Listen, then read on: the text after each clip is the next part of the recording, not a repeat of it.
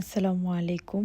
আজকে রাতে একদমই কিছু রান্না করতে ইচ্ছে করছিল না, তাই ভাবলাম শর্টকাটে হেলদি কিছু তৈরি করার জন্য এখানে আমি শসা, গাজর কিউব করে কেটে নিয়েছি, একটু ব্লুবেরি নিয়েছি স্মুদির জন্য, আর মাছ ম্যারিনেট করে রেখেছি শুধুমাত্র লবণ, হলুদের গুঁড়া আর মরিচের গুঁড়া দিয়ে ম্যারিনেট করে নিয়েছি। এটা হালকা তেলে আমি ভেজে নিব।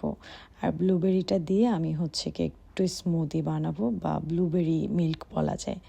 তো মাছটা আমি তেলের মধ্যে ছেড়ে দিয়েছি, আর মাছটা একটু ভালোভাবে একটু কড়া ভাজা আমার পছন্দ, তো ওভাবে আমি ভাজবো। এখানে মাছটা কড়াইয়ে থাক, ততক্ষণে আমি স্মুদিটা রেডি করে নিব। এটাকে আসলে ব্লুবেরি মিল্কও বলা যায়। এখানে আমি 1 গ্লাস দুধ দিয়ে দিয়েছি, হ্যান্ড ব্লেন্ডারের মধ্যে আমি করব, এবং অল্প কিছু ব্লুবেরি আমি দিয়ে দিয়েছি, আর একটু দিয়ে দিয়েছি ব্লুবেরি, আর সেই সাথে আমি সামান্য পরিমাণে মধু অ্যাড করেছি। আর কিছুই দিব না। এবার হ্যান্ড ব্লেন্ডার দিয়ে এটা আমি ব্লেন্ড করে ফেললেই হয়ে গিয়েছে আমার ব্লুবেরি মিল্ক। হালকা একটা পার্পেল কালার এসেছে, যেটা হয়তো ক্যামেরাতে খুব বেশি বোঝা যাচ্ছে না।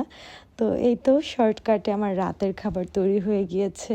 মাছ ভাজা, যেটা আমার প্রোটিন দিবে, এবং সেই সাথে কিউব করে আমি ভেজিটেবলের জন্য শসা, গাজর রেখেছি। তো এই ধরনের খাবার আমার খুবই ভালো লাগে খেতে, আপনারাও ট্রাই করতে পারেন।